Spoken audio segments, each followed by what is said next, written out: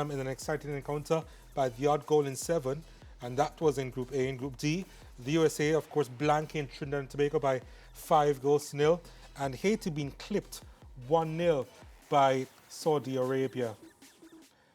The Soca Warriors were without their linchpin attacker, Levi Garcia, as he had his wedding to attend, but it was defensively where the Twin Island Republic struggled against the 7-time champions. The head coach Dwight York lamented the soft nature of the goals his unit conceded.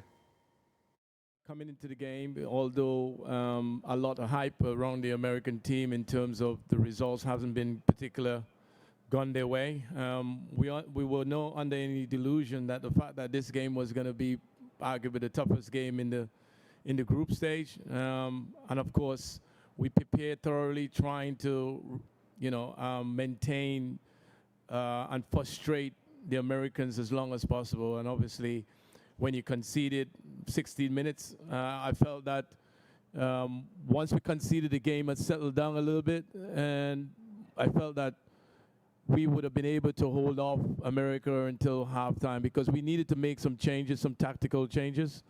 And then, of course, when you look at the goals that we sort of conceded, 41 minute and 44th minute, those are two gifts. And so at 1-0, we felt that we would have been in the game. And of course, yeah, it snowballed into, then from there on, we were always going to be playing catch up from that point on. The former Trinidad and Tobago international, Brent Sancho, joins us via Zoom. Brent, I mean, you're a top centre-back in your day. And when I was watching the match, I'm wondering what you'd have said to your defenders on the flank as to how they were beaten time and time again with the ball over the top. Look, I think, we lamented on it when we spoke recently about Trinidad and Tobago chances when it comes to the World Cup and about the defensive frailties. But I think you hit the nail on the head, Donald. For me, I think the most disappointing fact is what you just mentioned is bread and butter stuff for a defender. What we saw transpired on Saturday is bread and butter stuff. It's stuff that defenders are built on. It's why they are selected to the national team. It's why they play at particular levels, and it's why they are playing the sport. And that's tracking runners. That's making sure that you mark your players when balls comes into the box, and those simple decision making. That is part and parcel of any characteristic for any defender in the world. It's the starting blocks for anything. It just wasn't there. And I think for anybody that watched that game, particularly, of course, myself, that played in that position, you would be tremendously disappointed. And you'd be disappointed because some of the players that were culpable of it are players that have done very well for Trinidad and Tobago in the past. So it was very difficult to watch. And I think any manner in which Trinidad and Tobago lost is disappointed a lot of Trinbagonians.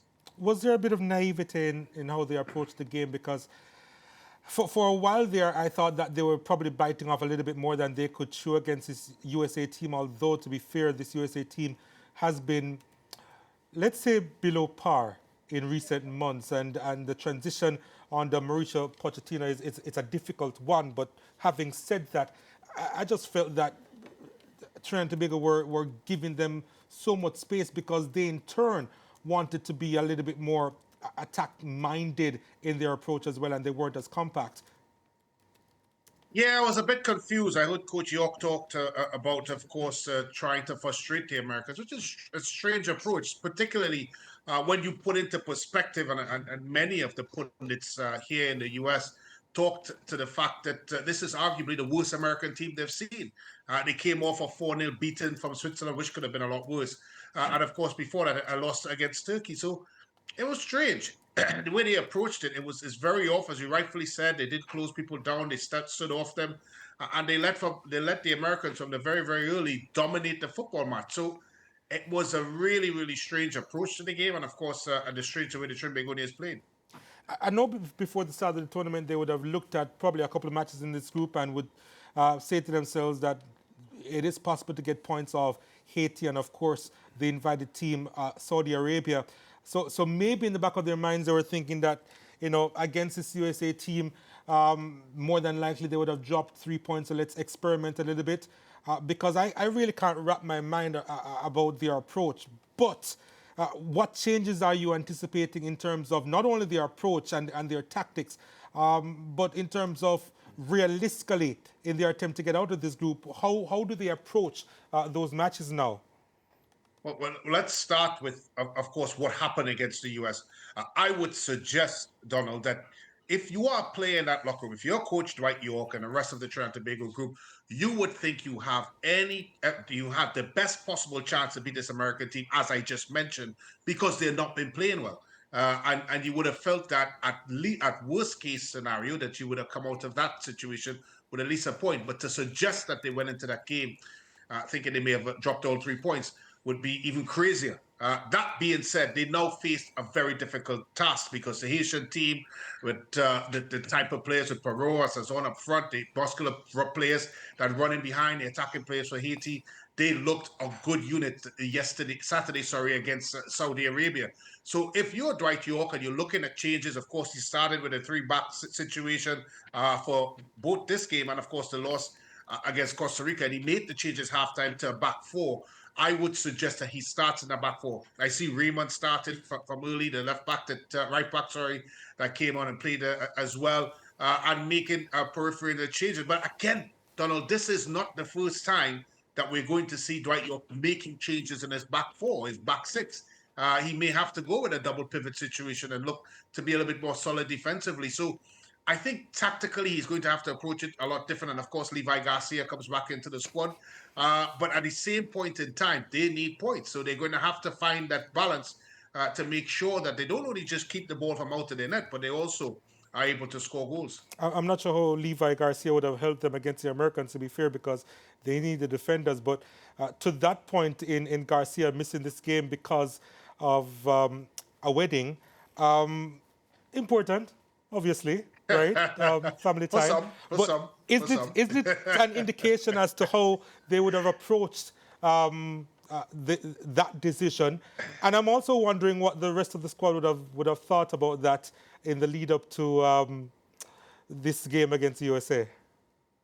Well, it's a different time. I know in my time that probably would not have happened. And you have to accept the fact that players are a little bit different in this day and age. And of course, Levi is a player that Trinidad and Tobago relies heavily on. Probably a situation that he had before. And of course, he went ahead and he had to do what he had to do. And of course, there is still bigger fish to fry, if you want to say so, with the rest of this group to come. And of course, World Cup qualifiers in September. At least hopefully now coming into this game with the marriage out the way, he should be a lot more settled in his mind. Brent Sancho, let me put the question this way, Brent. You're on the ground in Trinidad and Tobago. Is there a feeling that there is a lack of commitment on the part of Levi Garcia? Yeah, you could say that. There's no doubt about it. Now, look, I know the young man quite well. I think he is very committed. He's a smashing person, and he's a smashing player. But at the same point in time, I think Levi Garcia is also quite concerned, and naturally so, like any player in this age and time, about his career and trying to do as well as he can and trying to play as well as he can. Is he not committed to Trinidad and Tobago? I wouldn't say so. But I think the public in Trinidad and Tobago, looking at some of the situations and the games that he would have missed, and of course this recent situation, may be inclined to think that way. But as I said, because I know Levi personally and know the type of individual he is, I know he is extremely committed in Trinidad making it to the World Cup. Yeah, and before we wrap the segment, Brent, I want to get a quick comment from you on the other matches that were played, because there were performances by the Dominican Republic and Suriname, even in defeat, that suggests that some of the Caribbean teams aren't that far off. Well, certainly not as far off as we would have been 20, 30 years ago. No, you're correct. And going back to the Haiti game against Saudi Arabia, this is a Haiti team that lost 5 goals to 1 against Curacao recently as well, and they looked very competitive. In fact, I would go as far as to say, Lance, that maybe they should have beaten the Saudi Arabia. They created enough opportunities to do so. Suriname was a handful all throughout that match against Costa Rica. Of course, our last gasp winner got the Costa Ricans through, and of course, the Dominican Republic was very spirited. So it does bode well for the Caribbean. It's still quite early. It does look like the gap has been closed. a bid for the Caribbean nations, which is a good boost for the CFU and the teams that are participating. But there's still more games to come. What you would like to see is the consistency of those sorts of performances. And I think if those three teams that we just mentioned play anywhere close to what they played against the teams in the opening fixture, I think they could get a result here and there. So it's looked bright in the horizon, and you would hope that they continue to play in that way that they played in the first game. Yeah. And quickly before you go, Brent, that 7-goal game last night, were Suriname that good, or were Costa Rica a little bit off their best?